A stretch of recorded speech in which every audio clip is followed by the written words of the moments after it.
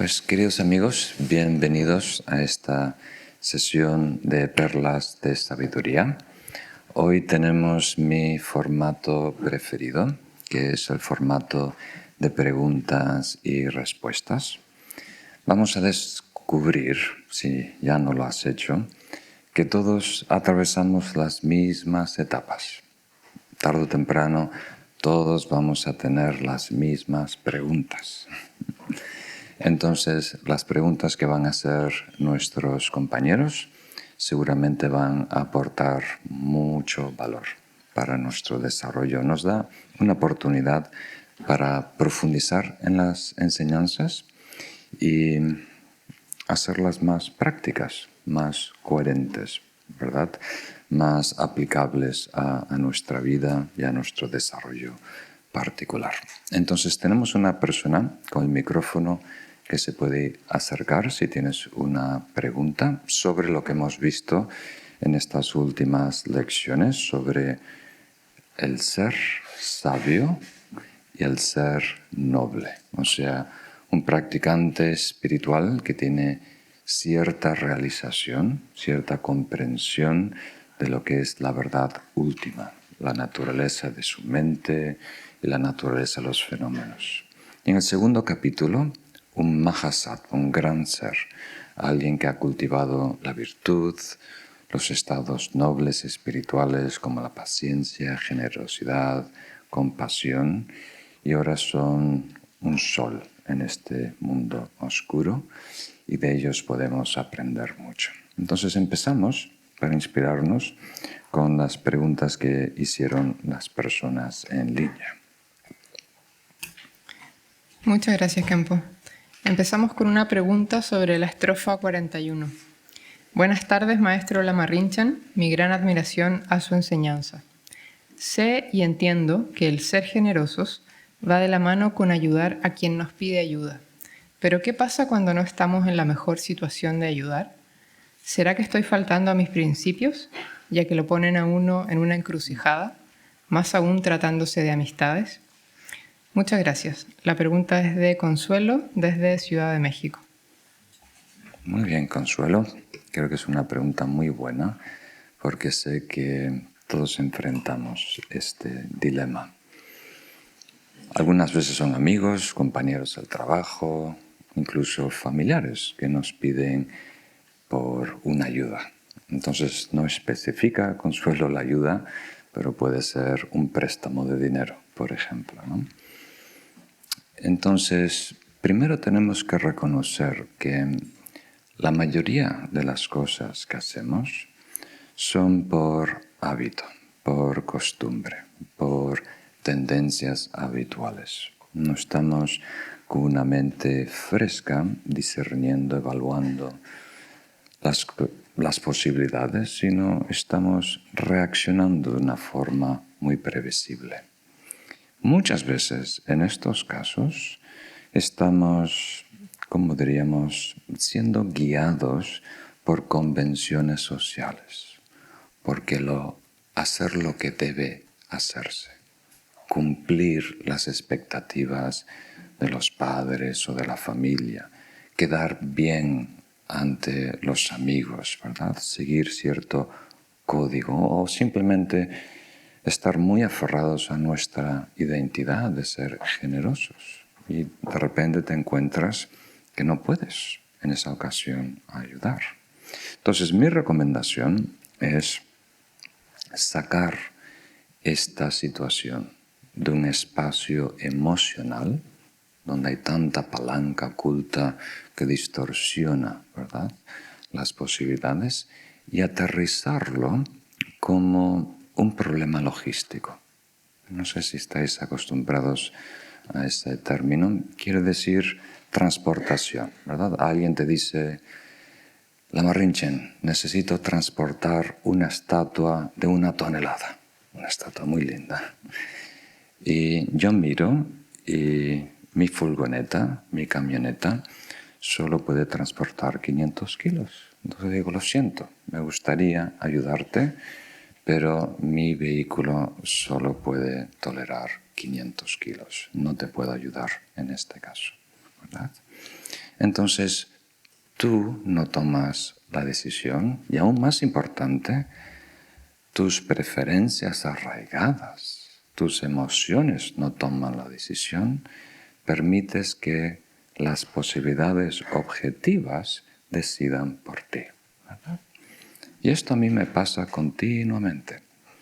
Acabo de venir de una gira por Sudamérica y visité 3 países. ¿Por qué? Porque no había tiempo para más. Y había recibido invitaciones de varios países más, ¿verdad? Pero desafortunadamente el tiempo es limitado. Solo tengo unas semanas al año para salir fuera de Europa. Entonces no se puede ir a todos los sitios. Entonces, ¿cómo decides? Estableces un criterio. ¿En dónde puedo ser de mejor ayuda?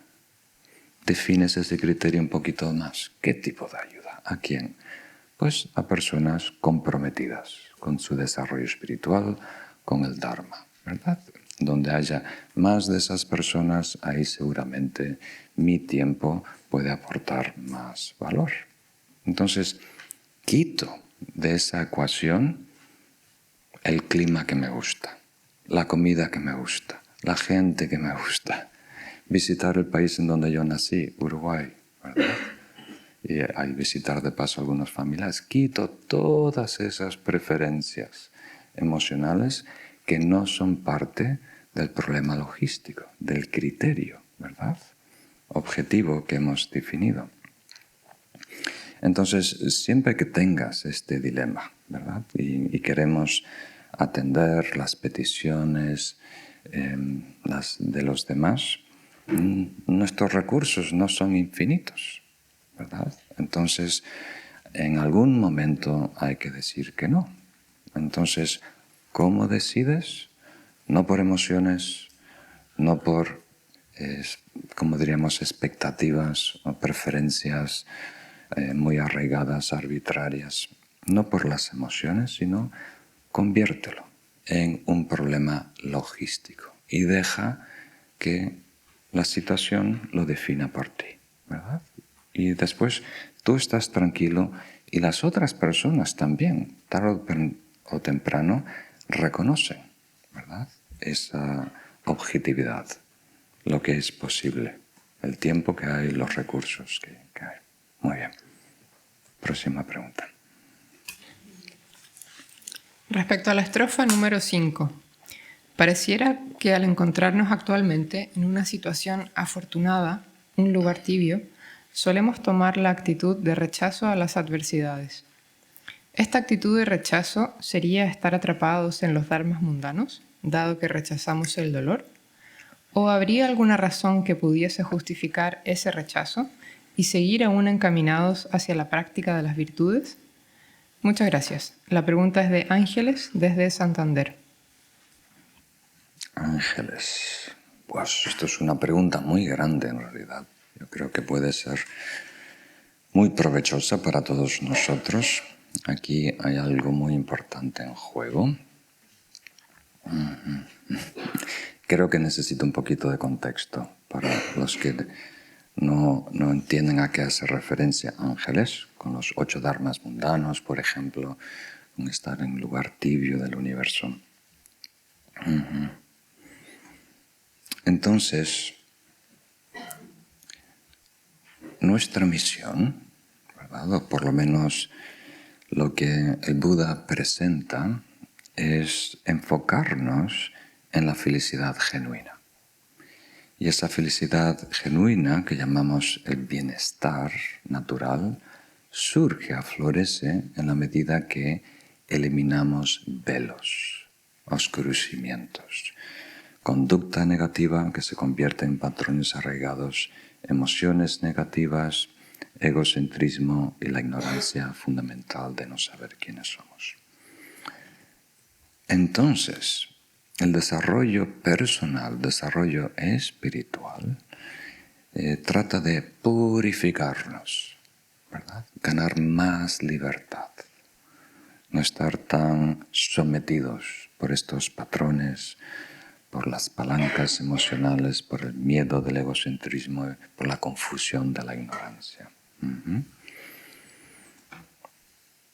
Ahora, todos están buscando lo mismo que propone el Buda, aunque no lo sepan. Si lo saben y tienen los recursos, entonces trabajan de la manera más provechosa para adueñarse de una felicidad pura y genuina.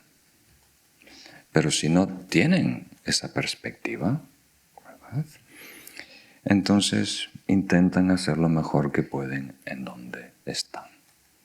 Quiere decir que emplean todo tipo de mecanismos de compensación, ¿verdad?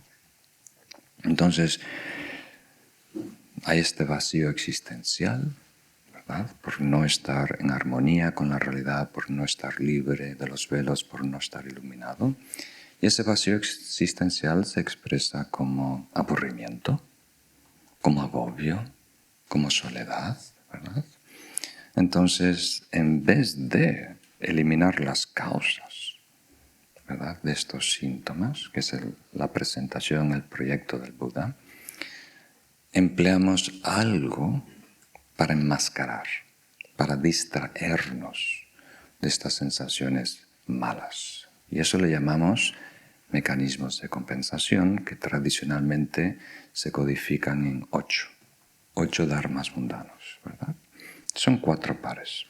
Buscar fama, ser importante, destacado, y evitar ser ignorado, ¿verdad?, descartado. Buscar alabanzas, que personas te quieran, y evitar la crítica, que personas de alguna manera hablen mal de ti. Buscar placer y evitar incomodidad. Y buscar ganancias. Tratar de conquistar la felicidad allá afuera, con cosas, ¿verdad? Más riqueza, mejor coche, y evitar la pérdida, ¿verdad? Entonces, parte de estos mecanismos de compensación es adquirir, ¿verdad?, estatus social, bienes y demás, para compensar por no estar genuinamente feliz. Y la otra parte de esa estrategia es evitar todo lo contrario, ¿vale? Evitar todo lo contrario. Entonces aquí Ángeles está señalando uno de estos 8, que es evitar el malestar, que es a lo mejor el más delicado para entender. Porque ¿quién de nosotros, verdad, le gusta estar incómodo, verdad? ¿Quién de nosotros, cuando acaricia un cactus, no se retrae, verdad? Nadie abraza un cactus. Entonces es natural, es incluso fisiológico, es una necesidad humana, ¿verdad?, protegerse, eliminar el malestar, el sufrimiento y demás. Entonces, ¿cuál es el problema? ¿Cuál es el problema?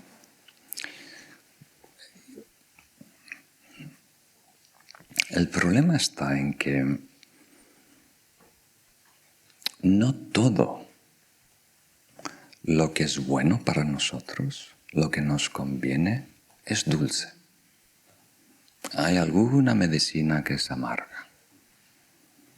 Quiere decir que a corto plazo nos incomoda, ¿verdad?, pero a largo plazo nos beneficia, ¿verdad? Entonces, ¿sabéis esos diagramas que se llaman Venn, que son 2 círculos y se solapan parcialmente? Okay. Imagínate esto, y después lo ponemos en la pantalla. Imagínate esto. Un círculo es lo que me gusta. Y el otro círculo es lo que me hace bien. O el Dharma, desarrollo espiritual, ¿verdad? Entonces estos 2 círculos se solapan un poco, ¿verdad? Entonces esa es nuestra primera experiencia del camino espiritual. Algo que es puro, sano, beneficioso y también me gusta, también me interesa. Voy a meditar aquí tranquilo, en silencio, ¿no? Porque también escapo de mis problemas, ¿verdad? Voy hacia adentro y por unos minutos voy a estar en paz, ¿verdad?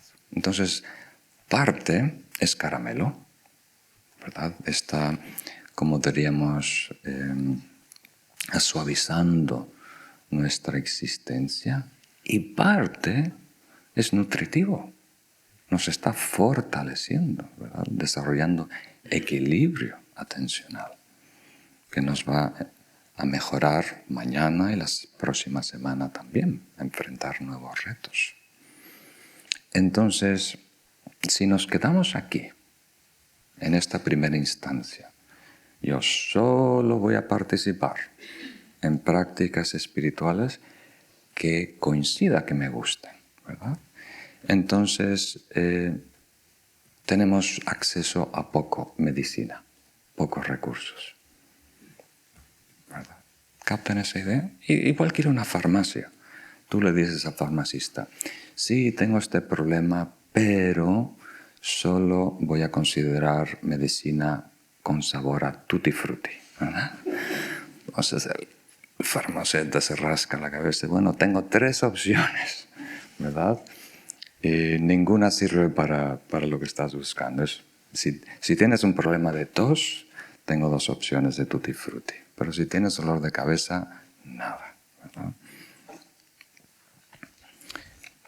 Entonces, si queremos acceder a un segundo nivel de recursos espirituales, de técnicas de desarrollo, yogas, upaya, metodología, entonces el círculo se separa de lo que te gusta, solapa menos.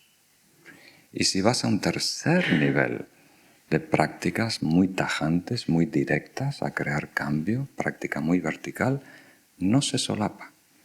En esa categoría de prácticas espirituales no hay nada que te complace a corto plazo, ¿verdad?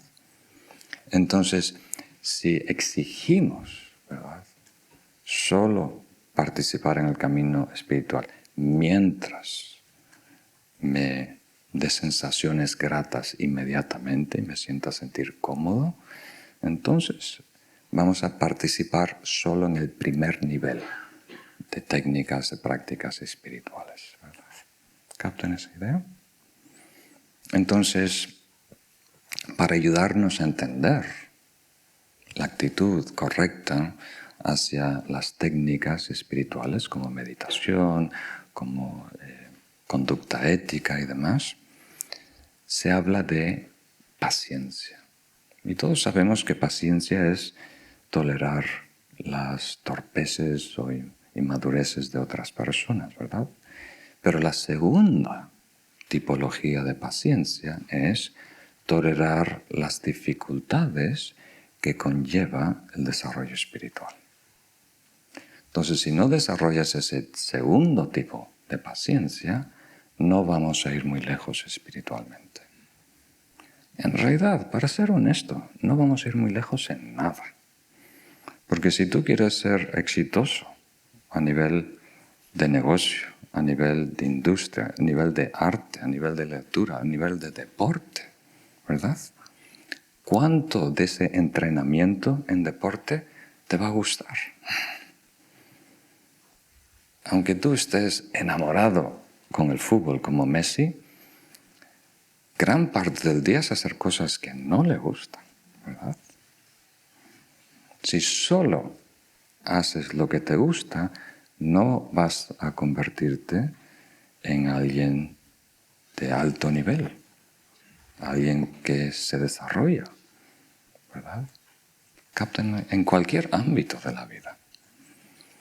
Entonces, simplemente es una madurez de espíritu en donde supera la atracción de la gratificación inmediata, invierte en sí mismo a largo plazo, ¿verdad?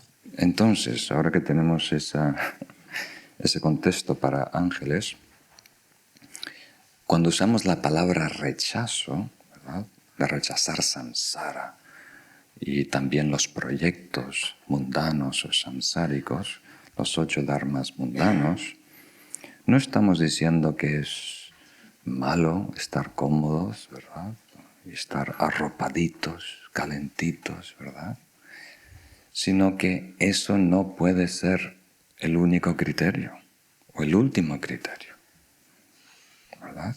Entonces, no quiere decir que tenemos que rechazar la felicidad, ¿no?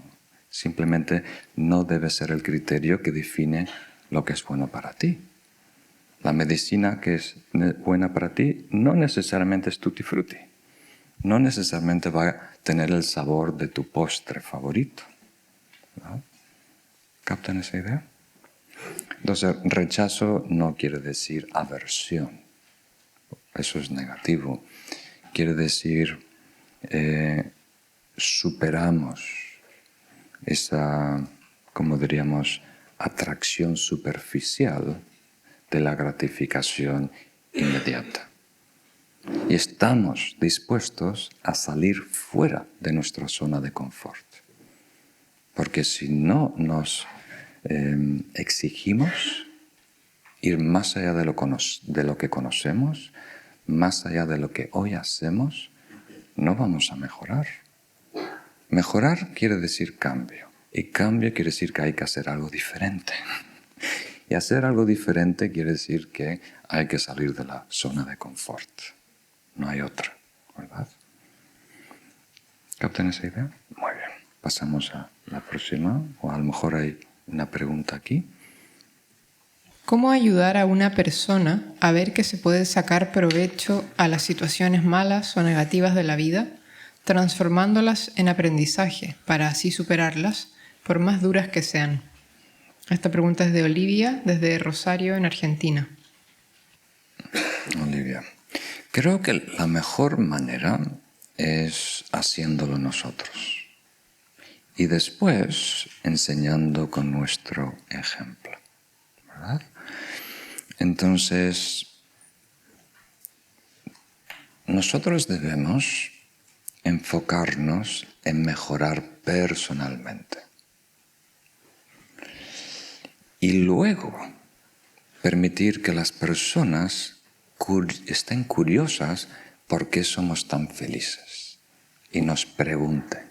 Y después ahí les recomiendas, ¿verdad?, hacer lo que tú ya has comprobado que funciona, ¿verdad?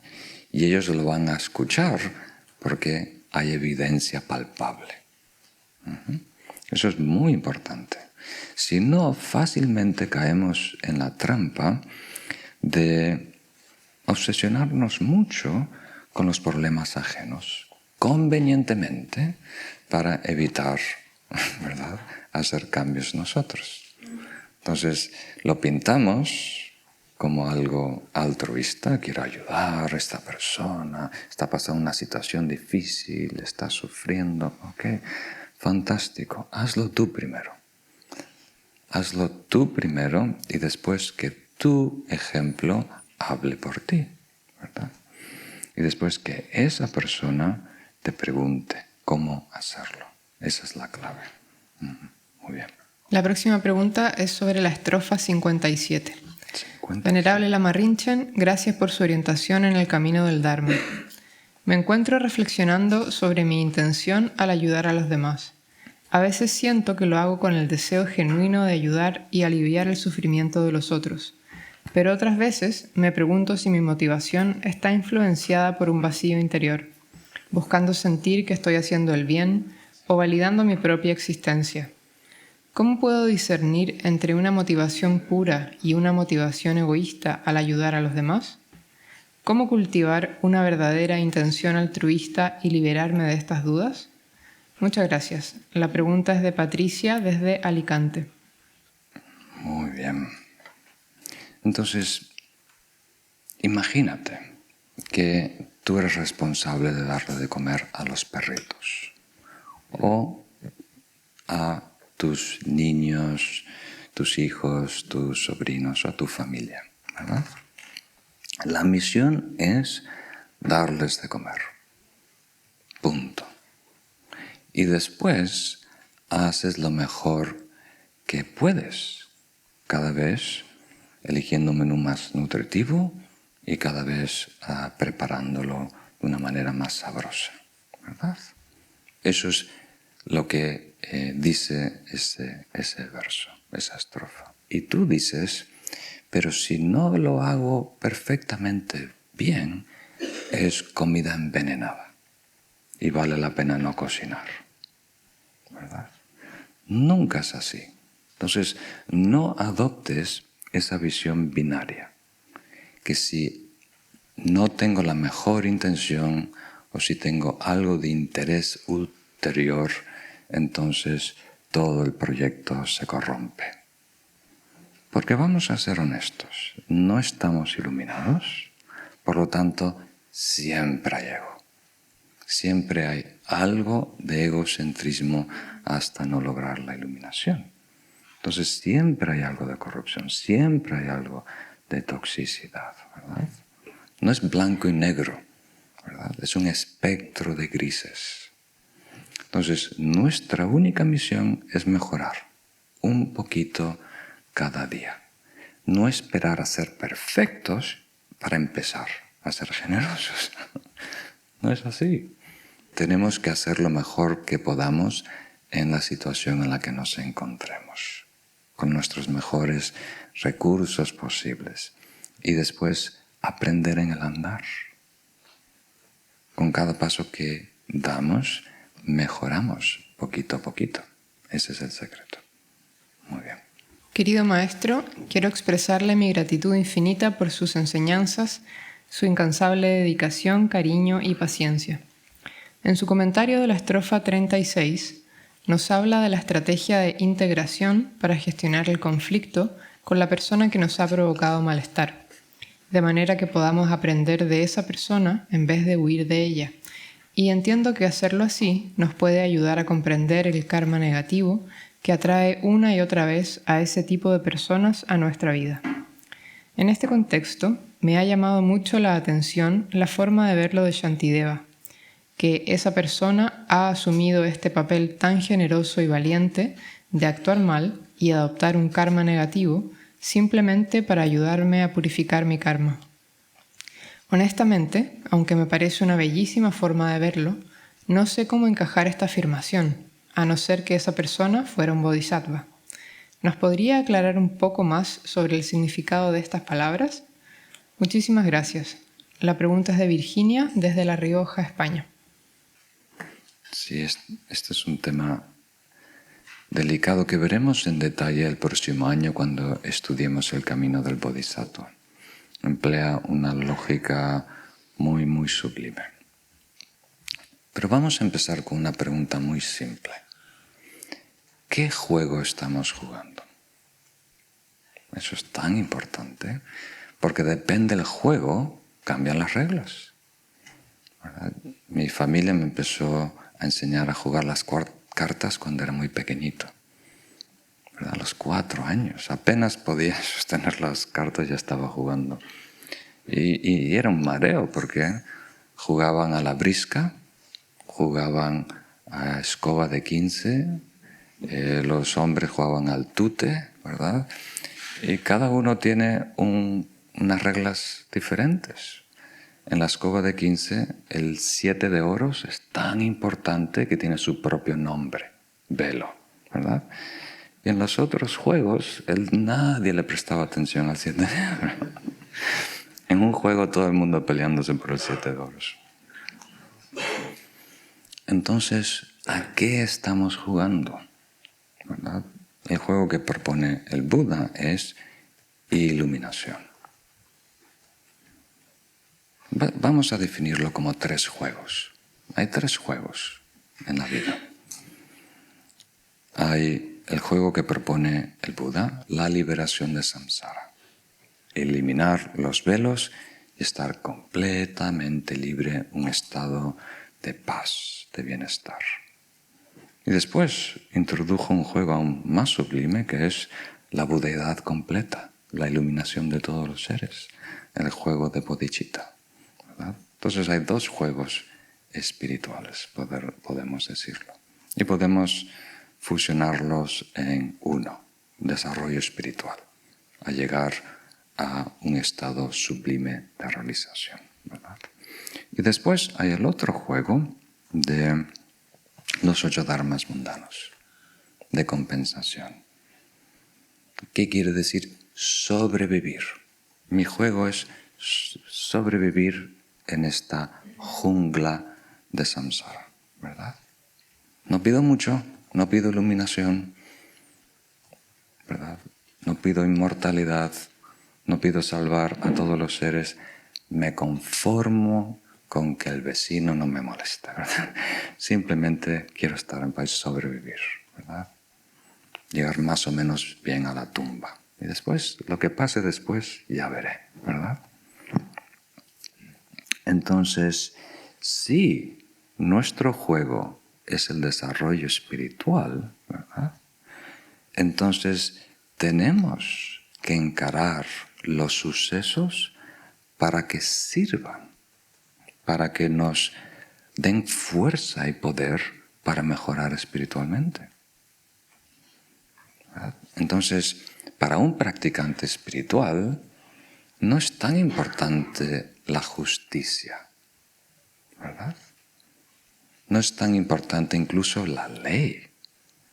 No es tan importante incluso acordarte de los cumpleaños de todos tus familiares, ¿verdad?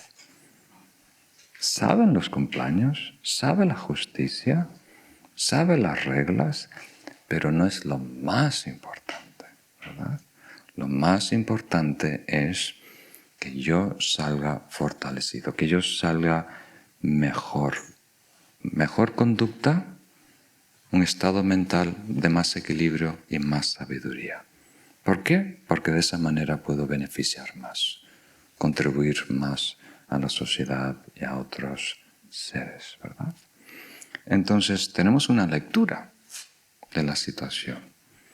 Lo bueno, lo malo y lo feo. Y este es un caso extremo de alguien que está de alguna manera agrediéndonos, ¿verdad?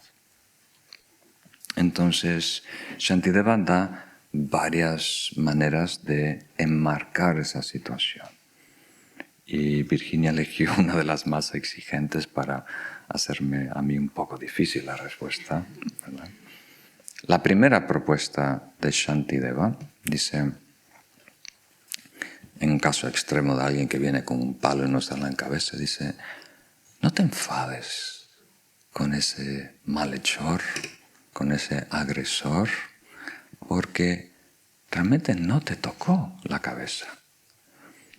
El que te pegó fue el palo. El palo te hizo el chichón en la cabeza, no la persona no te tocó. Entonces uno, claro, dice, pero eso es ridículo, Shantideva. Ese palo es madera seca, realmente es una persona que lo agarró, no le gustó que yo pertenezco a este partido, a este equipo, me persiguió, me dio en la cabeza, ¿verdad? Entonces Shantideva dice, pero de la misma manera que ese hombre está agarrando ese palo, él a su vez es sometido, agarrado por su ira. Entonces no te enfades con él, enfádate a su ira. Y lo que provocó esa ira, ese es el verdadero enemigo, ¿verdad? Entonces es el primer nivel de razonamiento. Entonces, eso no quiere decir que Shantideva y el lector, ¿verdad?, no saben que esa persona tiene malas intenciones, que te pegó y demás. Pero después de todo eso, después del evento, lo importante es con qué te quedas, cómo enmarcas, ¿sabéis esa expresión? Cómo encuadras ese evento para darte algo de nutrición, algo de enseñanza, para que, como dice mi maestro, salgas ganando. Ese es su lema. Pase lo que pase, tienes que ganar. No a nivel competitivo, en la carrera de las ratas, sino pase lo que pase en tu vida, hay que darle la vuelta para sacarle provecho. Enseñanza, beneficio. Tienes que salir mejor posicionado. Y solo falta creatividad. No quiere decir vivir en un mundo ficticio, donde no hay personas malas, ¿verdad? Simplemente definirlo, encuadrarlo de la manera más provechosa.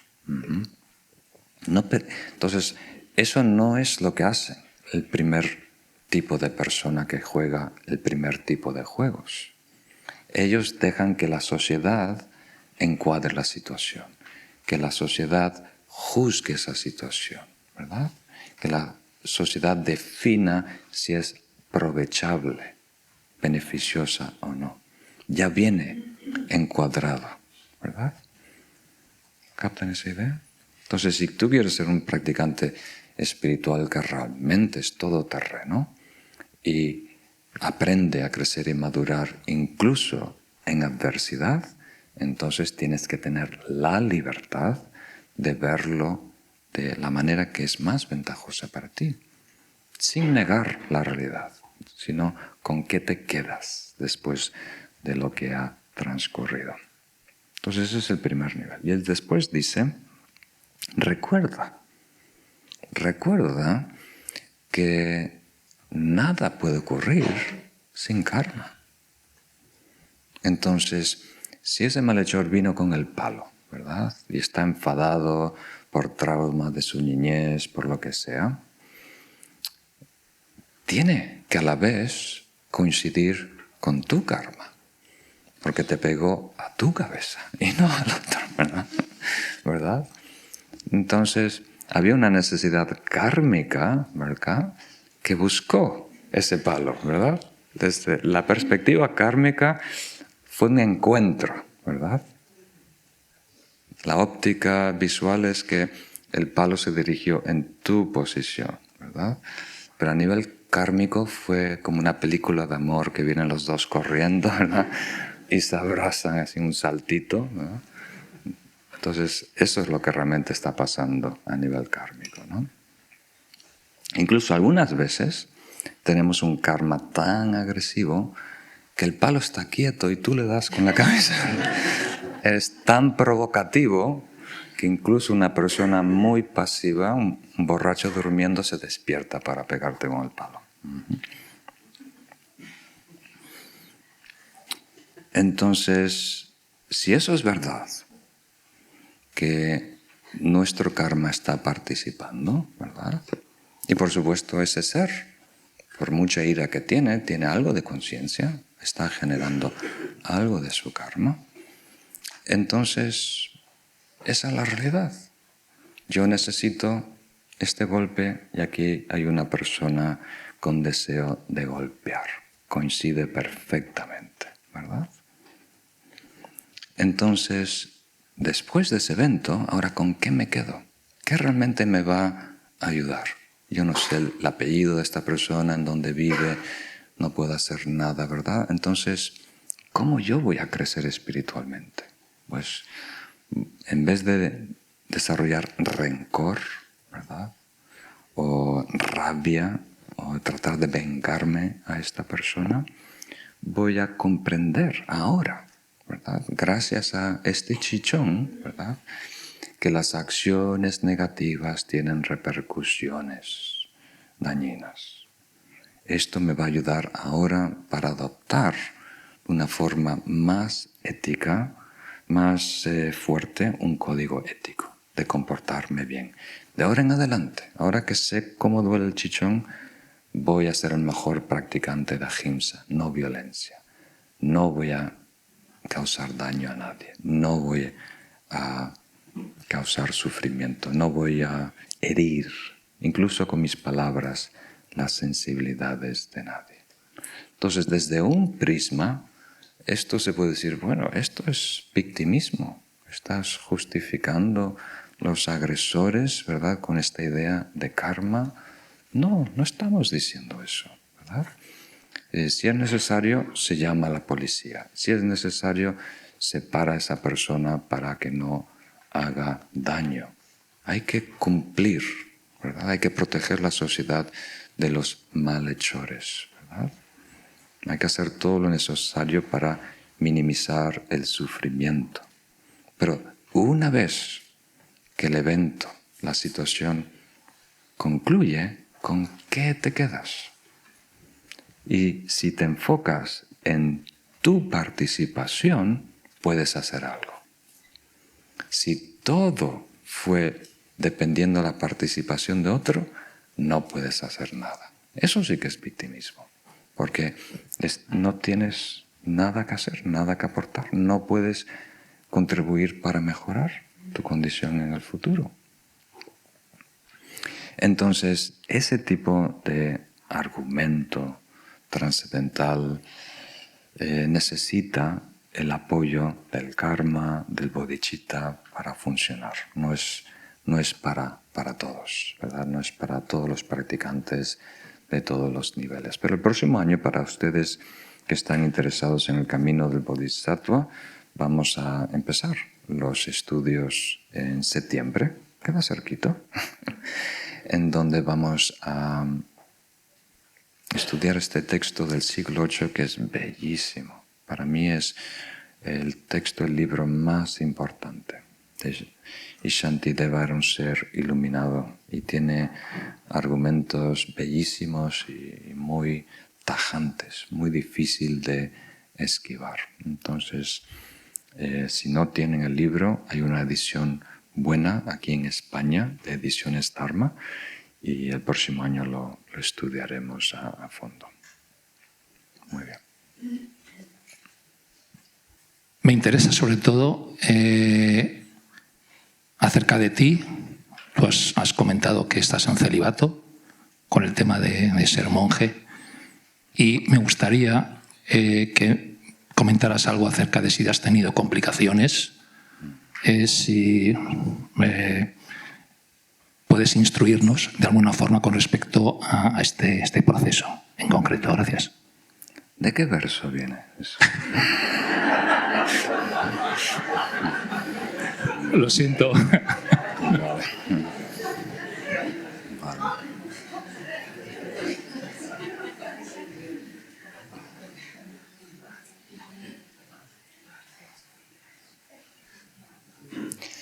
Primero, porque hay tantas personas que nos escuchan y no sé cuántos saben del budismo, no hay nada malo con el sexo, ¿verdad?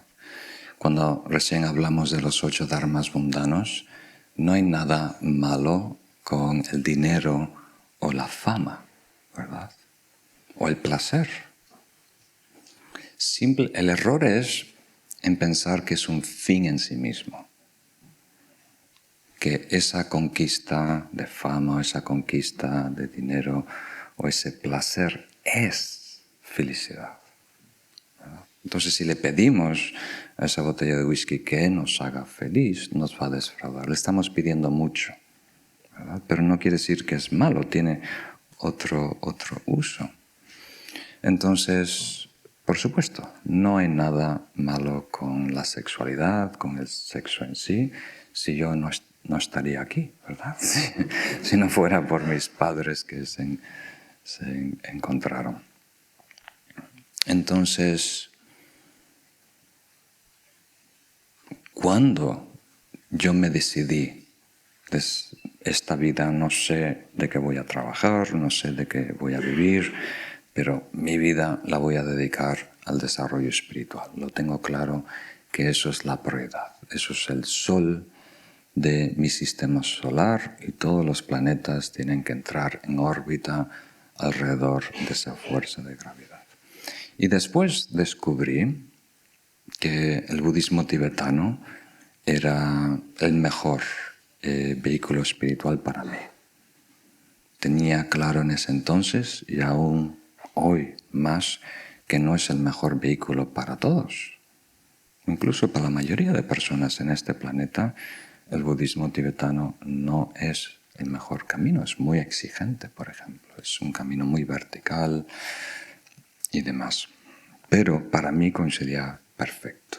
Muchas herramientas contemplativas, una filosofía muy profunda y un enfoque pragmático, ¿verdad?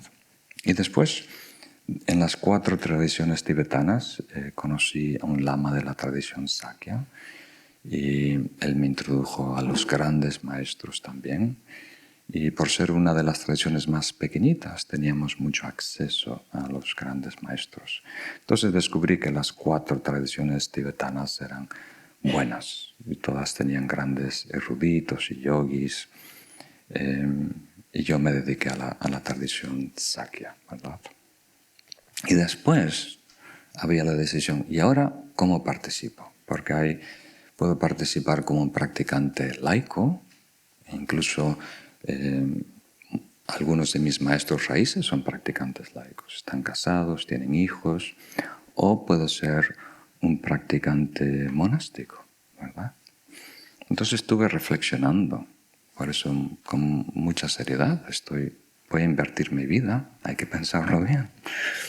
Y entrevisté a muchos monásticos, mujeres, hombres, qué había funcionado, qué no había funcionado, cuál era su motivación, cuáles eran sus retos, cuáles eran sus problemas, ventajas, desventajas, ¿no? Hice una encuesta, una gran encuesta, y traté de informarme, ¿no? De recibir enseñanzas sobre los 3 códigos éticos, de qué manera se implementa y a nivel práctico, qué conlleva, cómo va a cambiar tu vida. Y entonces tenía toda esta evidencia de pros y contras, ¿no? Y a la par había un compañero de Estados Unidos que estaba considerando también la vida monástica. Y él tuvo una entrevista con Jetsun Kushula, una lama en nuestra tradición Sakya, que es la hermana de su santidad. Y es muy sabia. Y como es una practicante laica, con hijos, ha vivido muchos años en Canadá, comprende la mente occidental, ¿verdad? Entonces es muy buena para dar consejos en entrevistas. Entonces mi amigo Jeff, creo que si no digo el apellido está bien, mi amigo Jeff le dice, bueno, estoy considerando la vida monástica y quería que me des un consejo si lo debo hacer o no. Y ella le respondió con una pregunta. Le preguntó, ¿tú eres vago? ¿Tú eres perezoso? ¿Verdad? Y él no se esperaba esa pregunta. Y digo, pues sí, yo soy perezoso. Entonces ella digo, pues entonces mejor que te hagas monje. Porque si no, tienes que hacer lo equivalente en la vida laica. ¿Cómo hago yo? Yo me despierto a las 3 de la mañana, medito 3 horas, después preparo el desayuno para mis hijos, ¿verdad? Los mando al colegio, después voy a trabajar 8 horas, después regreso, cocino y limpio la casa y hago mi práctica de la noche antes de acostar. Entonces, si tú puedes hacer eso, no es necesario hacerte monje, ¿verdad? Entonces, mi amigo tuvo mucho que reflexionar. Entonces, quiero decir que la vida monástica no es necesaria, pero si estás en España o Rusia, los Himalayas o la Patagonia, igual hay que hacer lo mismo. Igual hay que mejorar conducta, entrenar la mente y desarrollar sabiduría. Punto. Independiente del lugar, independiente del estilo de vida, independiente de los códigos éticos, ¿verdad? Entonces, la vida monástica simplifica algunas cosas, complica algunas otras más, ¿verdad? Pero yo, por ejemplo, hoy lavé la ropa y estaba completamente despreocupado de combinar colores. Metí todo en la lavadora junta, ¿verdad? No tengo riesgo que se van a mezclar. Entonces eso es una tranquilidad, ¿verdad? Yo no tengo peine, por ejemplo. Eso ya es un ahorro, ¿verdad?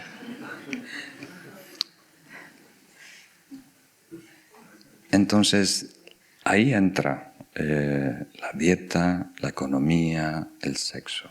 por ejemplo. Entonces, aunque no es malo, algunas veces no nos damos cuenta cuánta energía conlleva, ¿verdad? Una cosa es el acto de 15, 5 minutos, depende de cada quien, ¿verdad? Pero otro caso es todo lo que hiciste, ¿verdad? Ir a la peluquería, estar de moda, afeitarte, tener esta colonia, todo el cortejo, ¿verdad? Acordarte el aniversario. Eso requiere una inversión muy grande de tiempo y energía, ¿verdad? No es solo Entonces, si quitas esa actividad, ¿verdad?, de tu vida, de repente tienes horas, ¿verdad? No tienes que estar en forma, no te tienes que broncear, ¿verdad?, como una lagartija en el verano. Es mucho más fácil, hay más tiempo, se gasta menos dinero incluso. Entonces, es algo puramente práctico para conservar recursos, para estar más disponibles en el desarrollo espiritual. Pero no es necesario, porque las relaciones también son bellísimas, ¿verdad? Tener una familia, tener hijos, tener pareja es una oportunidad de desarrollar empatía, compasión, generosidad, paciencia con los hijos, ¿verdad? Entonces aprende mucho también, ¿verdad? Entonces hay que ver los pros y contras y evaluarlo. Pero yo estoy contento cada vez más. Tu pregunta es muy personal. Entonces yo personalmente estoy contento y creo que fue una decisión muy buena. No sé lo que haré la próxima vida, pero esta vida estoy contento de ser un monje. Muy bien. Muchas gracias, Khenpo. Esta pregunta es sobre la tercera lección. Hacer mal conscientemente es acelerar el mal en nuestra vida, dice Lama Rinchen. Por otro lado, si cuando me hacen daño a mí expresamente, yo aprovecho eso para quemar mi karma, perdono y sigo permitiendo que la persona siga con su misma actitud conmigo, ¿no estoy entonces contribuyendo a que la otra persona siga aumentando su mal karma? Si yo lo dejo ganar y sigue haciendo lo mismo. Gracias por su respuesta. La pregunta es de Rosa desde Barcelona. Muy bien. Muchas gracias, Rosa. Entonces, aquí hay un tema recurrente que es importante reflexionarlo. Realmente os invito a reflexionar esto porque es simple, pero a la vez si no lo tenemos muy claro, caemos siempre en el mismo error. Entonces, tenemos que distinguir entre estado espiritual y acción. No son la misma cosa. La generosidad es un estado espiritual, ¿verdad? Que estamos dispuestos a compartir nuestros recursos con los demás. Y eso se puede expresar de 1000 formas, ¿verdad? Con regalos materiales, regalando tu tiempo, escuchando los problemas de alguien, compartiendo tu experiencia, 1000 maneras, ¿verdad? Entonces, aquí, la pregunta de Rosa, estamos hablando de la paciencia, ¿verdad? Entonces, la paciencia es un estado interno, mental, espiritual, que es estar en paz. Básicamente, paciencia es estar en paz, ¿verdad? Y como normalmente estamos en paz, paciencia realmente es estar en paz en la tormenta, ¿verdad? Cuando hay algo afuera que nos presiona, que puede ser palabras duras, mentiras, engaño, estafa, golpes, ¿verdad? O, como dije, el segundo tipo de paciencia, cuando el camino espiritual te exige hacer un cambio, ¿verdad? Ahí hay algo de presión. Y en esa presión tenemos que permanecer en paz y alegres. El tercer tipo de paciencia es tolerar la verdad, porque la verdad igual presiona, igual inquieta, ¿verdad? Entonces vamos a hablar del primero que propone Rosa, que es alguien está haciendo algo injusto, ¿verdad? Entonces, la paciencia no debe ser negociable. Tenemos que hacer todo lo posible para permanecer en paz. Ese es el aspecto resultante. El aspecto causal es aceptar la realidad. No es lo que esperaba, no es lo que me merezco, pero es lo que es. Y reconocer esa realidad nos debería dar paz, ¿verdad? Y luego mejoramos la situación. No quiere decir pasividad. Paciencia no es pasividad, no es cruzarse los brazos o ser un felpudo, ¿verdad? Que alguien se limpie los pies contigo, que abuse de ti, que se aproveche de ti. No, eso no es paciencia. Entonces, tenemos que poner límites si hay una persona agresiva. Tenemos que protegernos si hay alguna persona mentirosa que estafa. Si hay una persona violenta, tenemos que llamar a la policía, a las autoridades, ¿verdad? Eso es muy necesario. Pero dentro, paz y paciencia, ¿verdad? Entonces, algunas situaciones requieren acción fuerte y rápida y tajante, ¿no? Si hay un perro pequeñito y un perro grande le va a hacer daño, hay que golpear a ese perro grande, ¿verdad? Hay que tratar de separarlos para que no se haga. No puede decir, oh, ¿verdad? ¿verdad? Le voy a mandar energía de color rosa. No, hay que intervenir de una forma fuerte, ¿verdad? Agresiva y gritar, ¿verdad? Entonces, si hay un sordo que te está perdiendo la hora, son las 7. No, es que decir, son las 7, ¿verdad? Hay que elevar tu voz para atender esa necesidad. Eso no quiere decir que tú eres un gritón. Dentro permaneces en paz, en equilibrio, pero te acomodas a la realidad, al terreno, a la necesidad de los otros. Entonces, por supuesto, hay que ser prácticos y tomar todas las medidas necesarias para prevenir el daño, ¿verdad?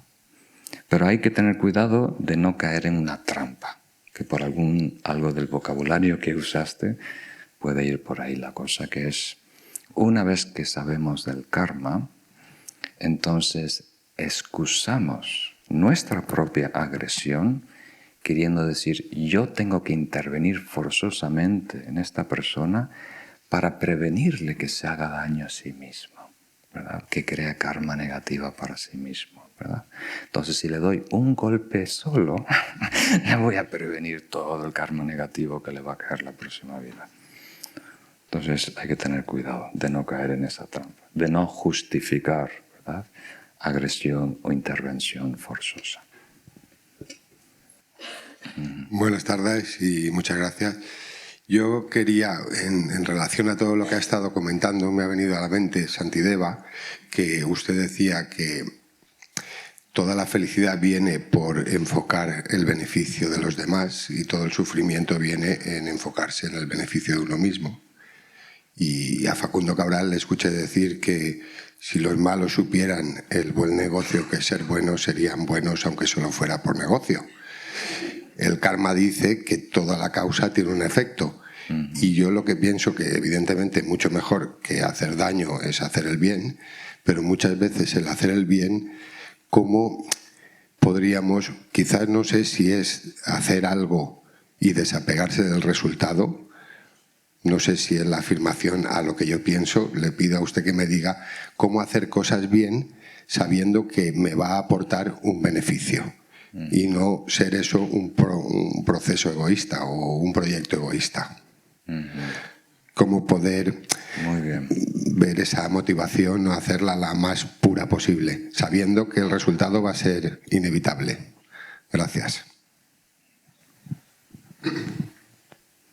Sí, este es un tema interesante. Salió hace un par de lecciones también, pero nunca es suficiente porque es un tema delicado y profundo. primero tenemos que reconocer lo que nosotros arrastramos. Por nuestra cultura hay una idea de que lo bueno hay que sufrirlo, ¿verdad? Entonces, si yo hago algo bueno para alguien, yo tengo que sufrirlo. Un juego que suma 0, básicamente. Y no es así. Los logros espirituales no necesariamente tienen que sufrir y doler. Eso está relacionado con lo que hablamos antes, ¿verdad? Sí, de vez en cuando la práctica espiritual nos lleva a aventurarnos más allá de la zona de confort. Pero algunas veces coincide con lo que nos gusta, otras veces es neutral y aburrido, ¿verdad?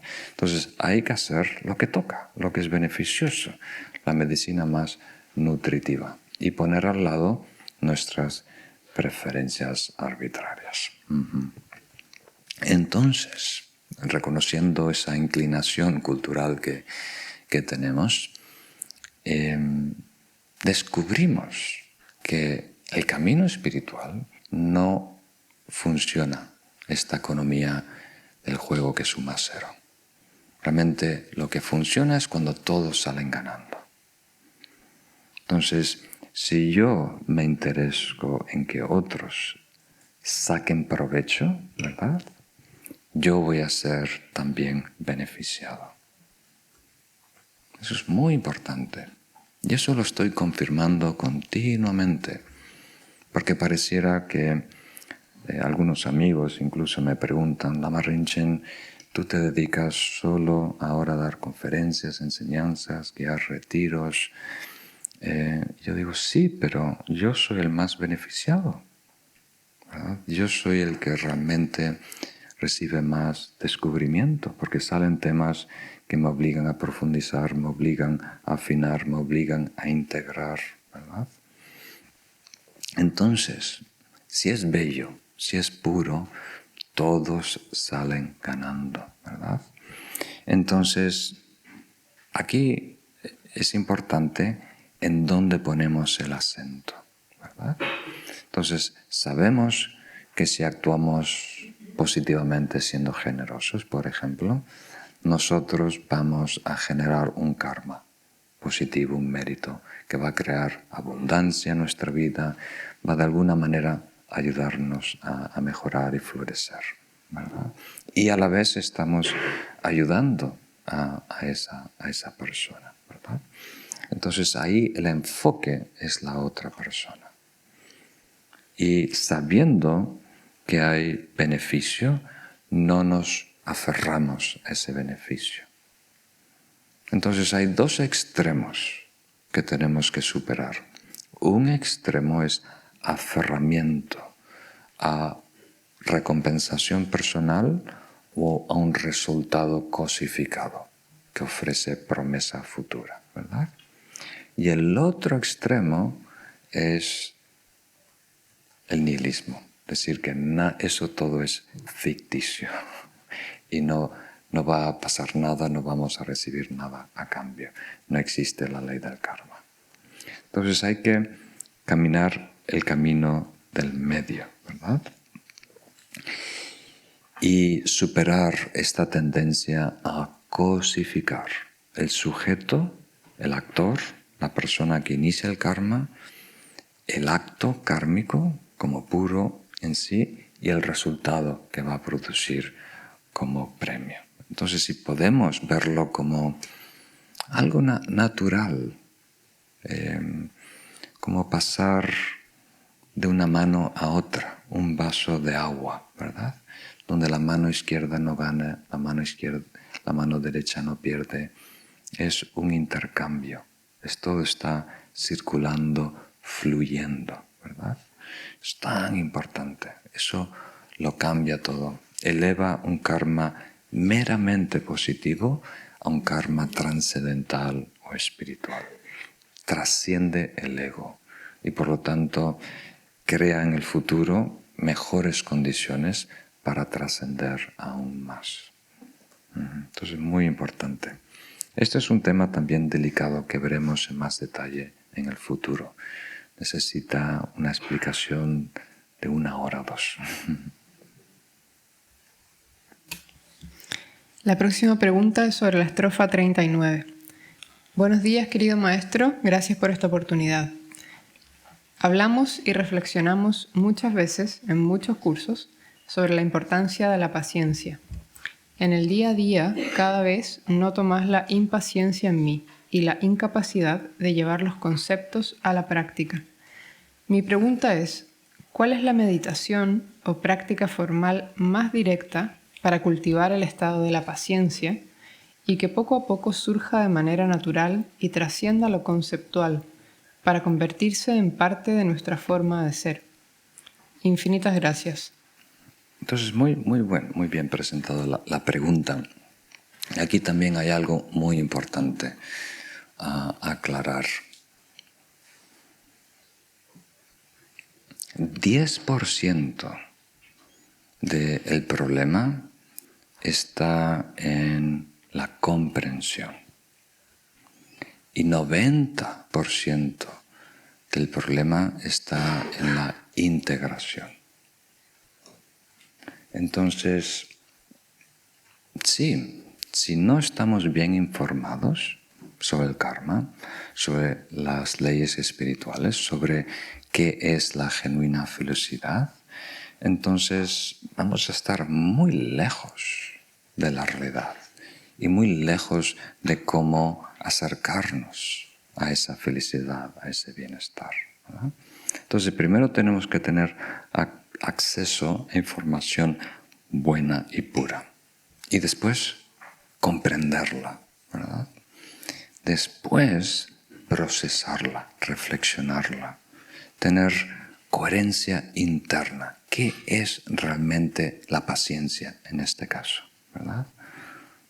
¿Qué realmente es el estado de paciencia, los tipos de paciencia?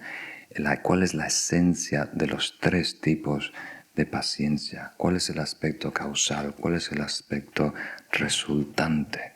Comprender la fórmula que puedas después enchufar en diferentes situaciones de tu vida y funciona en todas, ¿verdad?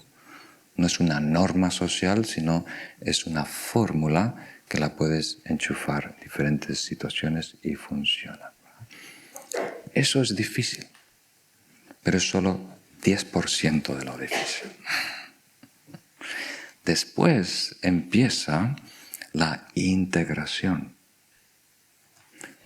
Integración quiere decir que nosotros tenemos que cambiar. Tenemos que empezar a ser eso, a convertirnos en eso, a mantener eso en mente. En este caso, el aspecto causal de la paciencia, aceptación, ¿verdad? ¿Eso qué quiere decir? Que durante el día te tienes que estar recordando, tengo que aceptar, tengo que aceptar. Yo hago planes, yo tengo expectativas, tengo metas y objetivos, pero este es el presente, este es el presente, esta es la realidad, la acepto, no voy a pelear fútilmente. No, que debe ser diferente el tiempo, debe ser diferente los vecinos, debe ser porque este amigo llegó tarde, ¿no? Esta es la realidad. Empiezo aquí, este es el punto de partida. Ya voy a dejar de comparar con lo que debería haber sido. ¿Por qué no llegó antes? ¿Por qué el tráfico no es diferente? ¿Por qué no me llamó esto? ¿Por qué me llamó 3 veces? ¿Verdad?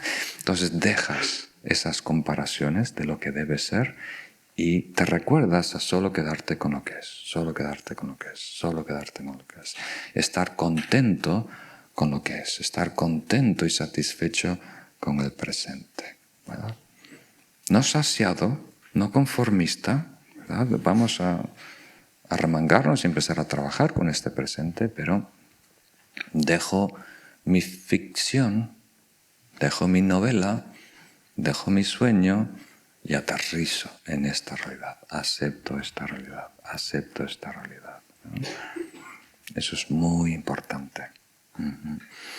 Entonces, hay pocas personas, honestamente, que pasan a la práctica activa, la práctica de integración, lo que los tibetanos llaman meditación, que es habituarse, familiarizarse con estados nobles, positivos, como la paciencia. Entonces, tienes que casi convertirte en un busca tesoros, caza tesoros, caza mariposas. Alguien que está, ¿verdad?, con todo el radar abierto, con los ojos, ¿verdad?, con las pupilas dilatadas. Alguien que está completamente participando en su vida, queriendo encontrar huequitos, rincones, momentos para elegir quién soy, elegir qué pienso, elegir qué atiendo, elegir qué siento, ¿verdad? Y eso es un cambio radical. Solo en algunas instancias ya cambia radicalmente nuestra vida. Porque si nos observamos, ¿verdad? Incluso puedes dejar tu móvil grabando 1 hora en un rincón de tu oficina, de tu habitación, y después lo ves, a ver cómo se comporta este zombie durante el día, ¿verdad? Y vamos a ver que estamos en piloto automático, rebotando, ¿verdad? No estamos, como diríamos, cultivándonos, viviendo plenamente el presente, eligiendo qué pienso, qué realidad habito, qué siento, qué estado estoy cultivando dentro de mí. Y meditación es eso, entrenamiento espiritual es eso, ¿verdad? Es elegir qué habitar, integrar ese estado, eligiéndolo, ¿verdad? ¿Captan esa idea? Entonces, eso no se debe limitar al ejercicio formal de la meditación en el cojín. Eso debe estar ocurriendo cuando comemos, cuando nos lavamos los dientes, cuando negociamos, ¿verdad?, atravesar una puerta, ¿verdad?, y la puerta está media cerrada, cómo la agarramos, ¿verdad?, cómo la movemos, a qué velocidad, cómo giramos el cuerpo, qué parte de mi talón se apoya, cuánto tiempo, a qué velocidad cierro la puerta, cómo inclino para que no haga ruido, cómo la arrimo, ¿verdad? ¿Quién está escuchando? ¿Quién puedo molestar? Eso, ¿verdad? Y entonces, por los ojos, parece eso es paranoico, ¿verdad? No, pero no lo haces con ansiedad, con paranoia. Es conciencia. Es todo lo que hacemos es importante. Cada instante de tu vida vale la pena que participes. Porque cada cosa que hacemos te define, te marca. Va a definir qué va a pasar mañana, cuál va a ser tu actitud mañana, tu disposición, qué vas a traer a tu vida mañana. Todo se define hoy, cómo estoy participando, ¿verdad?, en esta vida. Entonces, si tuviéramos que resumirlo y solo tu disco duro solo tiene lugar para 2 palabras, ¿verdad?, entonces, mindfulness y vigilancia.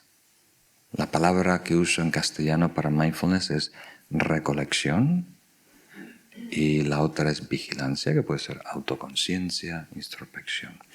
Son 2 cualidades de la atención que resuelven 80-90% de nuestro problema. Porque no es que no queremos, es que no estamos participando activamente en cultivarnos. Tenemos que participar activamente en cultivarnos. Entonces, mindfulness es la habilidad de recordar qué es importante, cuál es el estado que quiero cultivar, ¿verdad? quiero cultivar la paz, la tranquilidad. Voy a recordar ese estado, ¿verdad? Lo traes al presente, lo mantienes, lo sostienes ahí. Y después con la vigilancia mejoras la relación con ese estado, que sea cada vez más natural, cada vez más natural. La vigilancia te protege, ¿verdad? De no distraerte, de no apagarte, de mantenerte participativo, entusiasta, vivo en el presente. Y eso marca todo. Entonces, ¿quién hace eso? ¿Qué tipo de persona hace eso? ¿Por qué los libros y los maestros no enseñan esto? ¿Habéis pensado eso? Sí, de alguna manera lo dijiste correctamente. No interesa, queriendo decir que es tan difícil mágicamente, ¿verdad?, cambiar nuestro sistema operativo y pasar de ser turista de nuestra vida en el asiento de pasajero, viendo el paisaje, a ver qué me toca, a ver qué dicen, y reaccionando ante la estimulación, ¿verdad?, a ser activos, presentes, ¿verdad?, con iniciativa, con voluntad. Entonces los maestros lo que suelen enseñar es cómo energetizarnos, cómo crear ese fervor, esa voluntad, ese entusiasmo, esa vividez, esas ganas de ser mejor, esas ganas de vivir plenamente, ¿verdad? Entonces, esas reflexiones, las reflexiones que nos llevan a desarrollar este entusiasmo y esta presencia, esta vida plena, son las más importantes. Porque de todo lo que sabemos, estamos aprovechando muy poquito. Incluso esa media hora que nos sentamos, nos obligamos a meditar en el cojín, participamos poquito. Casi siempre, si alguien viera nuestra mente, estaría reclinada para atrás, ¿verdad? O sea, en vez de estar de turista allá afuera, estamos de turista adentro. A ver qué pasa, a ver qué siento, me relajo. Y uno está, incluso si hace una práctica activa de shamatha, atendiendo la respiración fuera de la nariz, anapanasati, poquito a poquito nos vamos apagando, apagando. Y cada vez somos más testigo, ¿verdad? Y nos estamos cultivando, ¿verdad? Optimizando, ¿verdad? No estamos poniendo lo mejor de nosotros para estar plenamente presentes. Entonces, para lograr ese nivel de urgencia, inspiración, vividez, vida plena, lo que recomiendan todos los lamas tibetanos son las 4 contemplaciones que cambian nuestro enfoque. 4 contemplaciones que cambian nuestro enfoque y las veremos en detalle en futuros cursos si están interesados. Es primero apreciar la vida, porque si no aprecias lo que tienes, no lo aprovechas. Apreciar la oportunidad de desarrollo espiritual extraordinaria que tenemos en esta encarnación. Y con encarnación es decir mucho. Este año, ¿verdad? No sé si me voy a distraer el año que viene. Y después, saber que eso se nos va. Todo es impermanente. Hay muchas variables, factores en juego, ¿verdad? Mi cuerpo se envejece. Entonces, esta oportunidad no va a estar aquí siempre. Si no la aprovecho ahora, porque va a continuar, ¿verdad? Entonces eso nos activa, como nada. Y después karma. La tercera reflexión es karma, queriendo decir, todo es importante. Cada pensamiento, cada palabra, cada acción, de alguna manera influye en nosotros. No solo las acciones grandes en públicos, todo nos va definiendo y marcando. Y la cuarta es los defectos, las limitaciones, las desventajas del juego de samsara. Que básicamente la conclusión es: no hay nada más para hacer que valga la pena. Mi enfoque en esta vida debe ser desarrollo espiritual. Puedo vivir aquí, puedo compartir con estas personas, puedo tener este trabajo, puedo tener este hobby, perfecto, una vida plena y llena. Pero el sol de este sistema solar es el desarrollo espiritual. Y después todo lo demás, planetas, lunas, tienen que entrar en órbita, sincronizarse, ajustarse a esa fuerza de gravedad, ¿verdad? Entonces esas 4 contemplaciones son las que ganan la guerra, honestamente. Ganan la guerra quiere decir la que confirma que tú vas a tener una realización espiritual, que vas a morir mucho mejor de lo que naciste. Después quedan muchas batallas técnicas. Hay que desarrollar concentración, hay que desarrollar amor, hay que desarrollar sabiduría, hay que desarrollar